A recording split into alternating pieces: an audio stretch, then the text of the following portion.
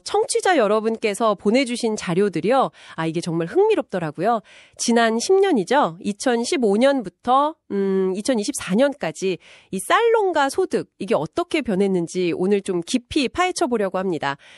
쌀값 변동 그래프도 있고 생산비 통계, 또 농업 정책 분석까지 진짜 다양한 자료를 주셨어요.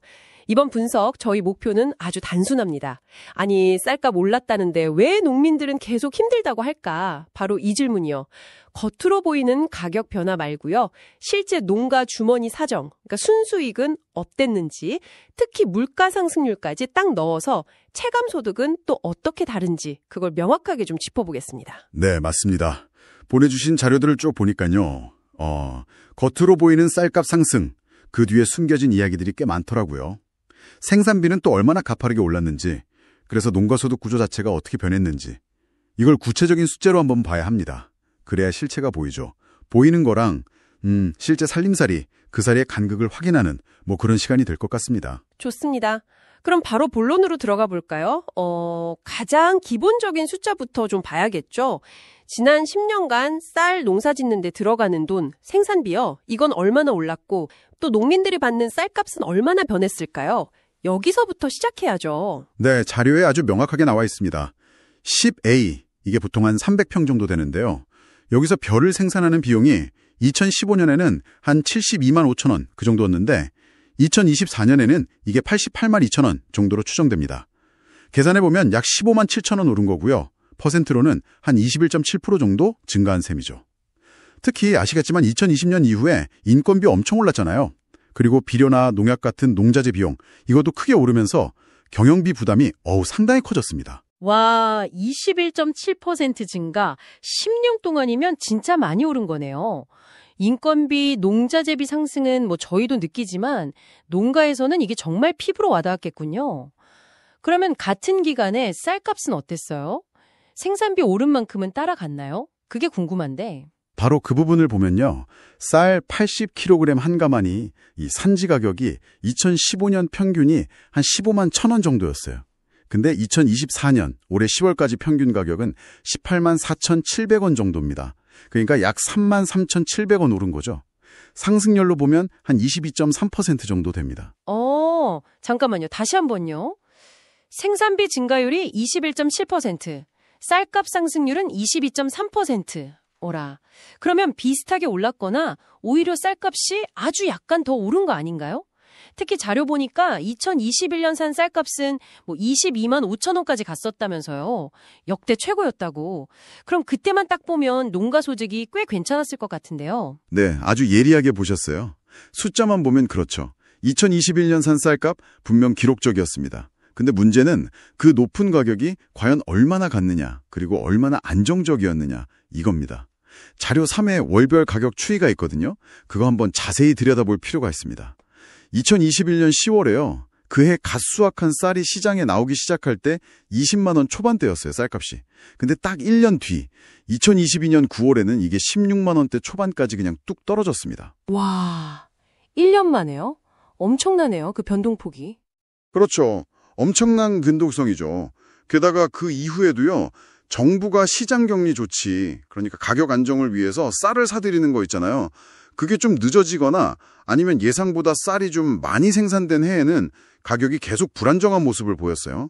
예를 들어서 올해 2024년산 쌀값은 작년 2023년산보다 다시 또 떨어졌고요. 그러니까 2021년에 그 높은 가격은 정말 반짝이었고 전반적으로 보면 가격 변동성이 너무 커서 농가 입장에서는 도무지 예측 가능한 소득을 기대하기가 어려웠다 이겁니다. 아하, 이게 평균값의 함정이군요. 알겠습니다. 높은 가격이 잠깐 있긴 했는데 그게 쭉 이어진 게 아니라 그냥 롤러코스터처럼 오르락 내리락 했다. 가격이 그렇게 불안정하면 농가에서는 진짜 계획 세우기 힘들겠네요. 자, 그럼 이제 진짜 중요한 질문으로 넘어가 보죠. 이런 우여곡절 끝에 비용 다 빼고 실제 농가 손에 쥐어진 돈, 순수익이요. 이건 지난 10년간 어떻게 변했을까요? 이게 제일 궁금한데요. 바로 그 지점입니다. 네, 자료 1의 핵심 내용이죠, 그게. 10회당 순수익 변화를 딱 보면요. 2015년에는 33만 원이었어요. 근데 2024년에는 이게 27만 1,000원 이렇게 추정됩니다. 네, 잠깐만요. 줄었다고요? 네, 오히려 10년 전보다 약 5만 9천 원, 비율로는 17.9%가 감소한 겁니다. 아니, 아까 쌀값 상승률이 22.3%고 생산비 증가율이 21.7%라서 비슷하거나 쌀값이 약간 더 높다고 하셨잖아요. 근데 어떻게 순수익은 오히려 18% 가까이 줄어들 수가 있죠? 계산이 좀 안 맞는 것 같은데요? 다시피 거의 꾸준히 올랐잖아요. 그러니까 결과적으로 순수익은 감소 추세를 보일 수밖에 없었던 거죠. 명목가치, 그냥 액면가로만 봐도 쌀값 상승이 생산비 증가를 못 따라잡고 농가의 이익 마진이 줄었다는 게 여기서 명확하게 드러나는 겁니다. 와, 여기서부터 진짜 이야기가 심각해지네요. 겉으로 보이는 가격하고 실제 소득 사이에 이런 차이가. 근데 이건 그냥 명목상 숫자잖아요. 지난 10년간 물가도 엄청 올랐는데 이걸 반영하면 농민들이 실제로 느끼는 소득 감소폭은 이것보다 훨씬 더 크다는 이야기가 되는 거 아닌가요? 정확하게 보셨습니다. 지난 10년, 그러니까 2015년부터 2024년까지요. 누적 소비자 물가 상승률 CPI만 해도 20%를 훌쩍 넘습니다. 근데 문제는 농사에 필요한 비용들 있잖아요. 인건비, 비료값, 농기계 기름값 같은 거요. 이런 농업 생산 요소 가격은 일반 소비자 물가보다 훨씬 더 가파르게 오르는 경향이 있어요. 그렇죠. 체감상으로도 그렇죠. 이미 명목 순수익 자체가 10년 전보다 거의 18% 가까이 줄었는데 여기에 물가 상승으로 인한 화폐 가치 하락까지 적용하면 농가가 체감하는 실질적인 소득 감소폭은 훨씬 크다고 봐야죠. 쉽게 말해서 2015년에 벌었던 33만 원으로 살 수 있었던 것들을 2024년에 번 27만 1천 원으로는 훨씬 적게 살 수밖에 없다 이겁니다. 구매력 자체가 그냥 뚝 떨어진 거예요. 아, 구매력 하락. 네. 자료 3에서 매년 쌀값하고 생산비를 비교해서 소득관리 평가를 한 부분이 있거든요. 이걸 보면 더 명확해져요. 예를 들어 2021년산, 2022년산, 그리고 올해 2024년산 쌀 같은 경우에요. 한 해 동안의 평균 쌀값이 추정 생산비보다 낮거나 거의 비슷한 수준에 머물렀어요. 그래서 이 해들은 농가 소득 측면에서 미흡하다 또는 매우 미흡하다 이렇게 평가가 됐습니다. 잠깐 좋았던 2020년산을 빼면 대부분의 해 쌀농사만으로는 안정적인 소득을 유지하기가 아주 어려웠다는 걸 보여주는 거죠. 이야, 숫자로 보니까 농가의 어려움이 정말 현실적으로 다가옵니다. 이게 그냥 힘들다는 하소연이 아니었네요. 실제 데이터가 뒷받침하는 구조적인 문제였군요. 그러면 이런 상황은 도대체 왜 벌어진 걸까요? 자연재해나 국제유가 같은 외부 요인도 물론 있겠지만요. 보내주신 자료 중에는 현 농업정책의 방향 자체에 문제가 있다는 그런 비판적인 시각도 있었어요. 특히 현 농식품부 정책이 특정 집단에게만 너무 유리하게 작용하는 거 아니냐, 심지어 농망정책이라는 표현까지 쓰면서 비판하던데요. 물론 이 부분은 자료에 담긴 비판적인 시각을 저희가 전달해드리는 거고요. 저희가 특정 입장을 지지하거나 반대하는 것은 아니라는 점 미리 말씀드립니다. 네, 그 자료에서 제기하는 비판은요. 명확한 증거가 딱 드러난 어떤 부정부패나 불법행위 이런 걸 지적한다기보다는요. 정책이 만들어지고 집행되는 그 결과가 농민보다는 특정 대기업이나 외부 자본 혹은 관료 집단에게 더 유리하게 흘러가는 것 아니냐는 그런 특혜성 의혹 또는 정책적 결탁 가능성에 대한 문제 제기 이렇게 보는 게 더 정확할 것 같습니다. 자료에서 제시하는 주요 근거들을 몇 가지만 좀 살펴보면요. 첫 번째가 스마트팜 정책 관련 비판이에요. 예전에는 농업시설이 못 들어갔던 산업단지 안에 수직농장 같은 첨단시설 입주를 허용하는 식으로 규제를 좀 풀었거든요. 또 정부가 주도해서 추진하는 스마트팜 혁신밸리 같은 큰 사업에 KT 같은 통신대기업들이 참여하면서 막대한 공적 자금이나 기술개발 지원 혜택이 결국 이 소수 대기업에게만 너무 집중되는 거 아니냐는 지적이 있습니다. 대기업 특혜 의혹이군요. 네.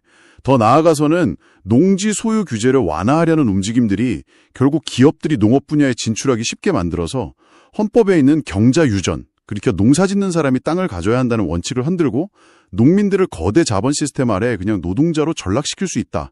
이런 우려를 낳고 있다는 겁니다. 경자유전 원칙 훼손 우려까지. 네. 두 번째는 농산물 수입이나 시장 개방 정책 기조에 대한 비판입니다. 국내 농가 보호보다는 시장 전체의 효율성이나 소비자 물가 안정 이런 걸 더 중요하게 생각하는 정책 방향이 결과적으로는 수입 농산물을 대량으로 다루는 유통 대기업이나 수입 업체에게 더 유리하게 작용한다는 지적이죠. 예를 들면 그 TRQ라고 해서 특정 물량의 외국 농산물을 낮은 관세로 들여오는 제도가 있잖아요. 이 물량을 결정하는 과정에서 국회 심의를 제대로 안 거치거나 필요한 자료 제출이 좀 미흡했다는 감사원 지적이 있었어요. 비판적인 시각에서는 이게 좀 투명하지 못한 과정 속에서 수입업체의 이익을 대변한 결정 아니냐 이렇게 의심하는 거죠. 그리고 FTA 같은 통상협상 과정에서도 농업 분야가 다른 산업을 위해서 좀 양보되거나 희생될 수 있다는 농민단체의 오랜 불안감도 같은 맥락으로 볼 수 있고요. 수입 문제와 통상협상, 이것도 계속 나오는 이야기죠. 세 번째는 정책 결정 과정 자체가 좀 투명하지 못하고 소통이 부족하다는 비판입니다. 예를 들어 쌀값 안정을 위해서 수조 원 예산이 들어가는 시장 격리 조치를 할 때 국회 심의나 동의 없이 정부가 그냥 임의로 결정하고 집행해온 관행이 좀 지적되고요. 또 현재 농식품부 장관이 과거 야당 시절에요.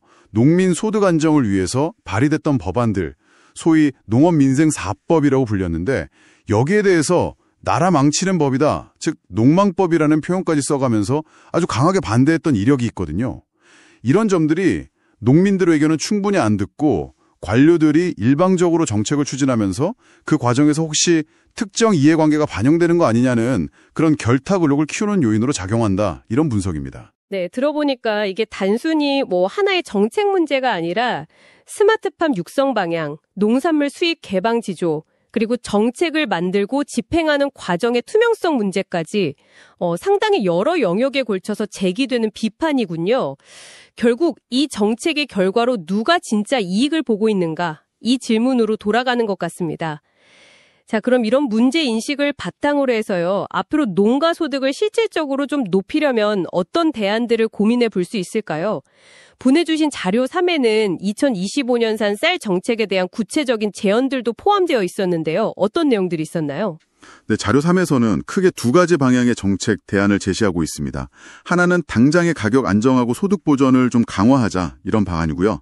다른 하나는 좀 더 길게 보고 생산 효율성을 높이고 농업 경영 환경 자체를 개선하자, 이런 방안입니다. 우선 직접적인 가격하고 소득 안정 측면에서는요, 농민들이 최소한 생산비는 건질 수 있게 쌀 최저가격 보장제나 공정가격제 같은 제도를 도입하는 걸 검토해야 한다, 이런 주장이 있습니다. 최저가격 보장제요? 네, 쌀값이 시장 상황에 따라 폭락하더라도 최소한의 생계는 유지할 수 있게 안전망을 만들자는 거죠. 그리고 쌀 수확기에 정부가 시장 상황을 좀 면밀히 분석해서 선제적으로 또 예측 가능하게 시장 격리, 즉 정부 매입 물량을 결정하고 또 매입한 쌀을 다시 시장에 풀 때도 시기나 물량을 신중하게 조절해서 가격 변동성을 줄여야 한다, 이런 의견이 강조됩니다. 2021년산 쌀값 폭락 같은 사태가 다시는 일어나지 않도록 정부의 시장 관리 역할을 강화하자는 겁니다.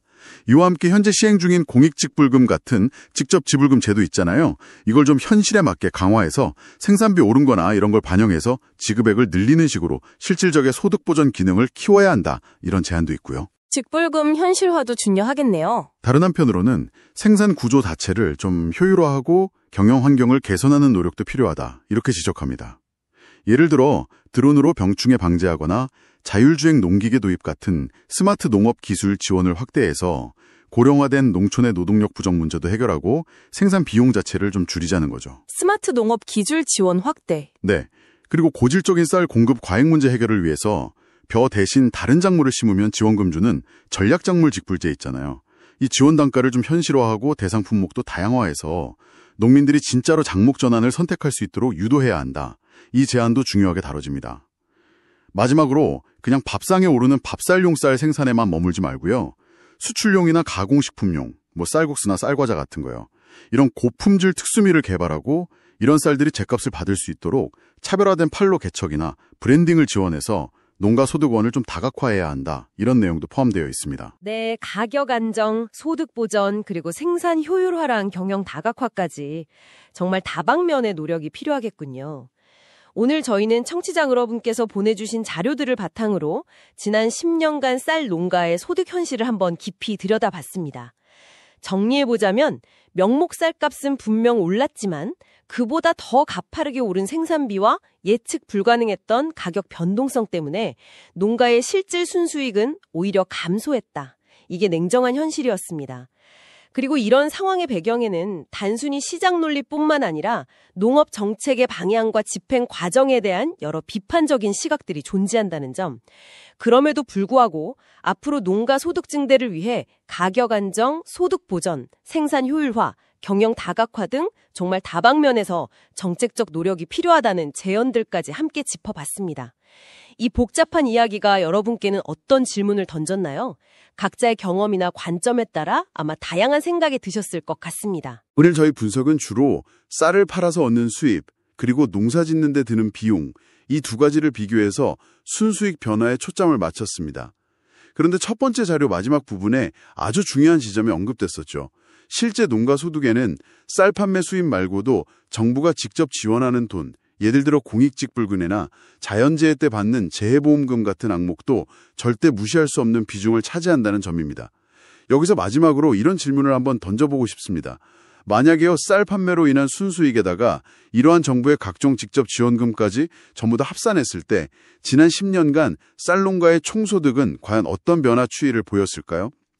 쌀 농사 자체의 순수익 감소분을 정부 지원이 충분히 메워주었을까요?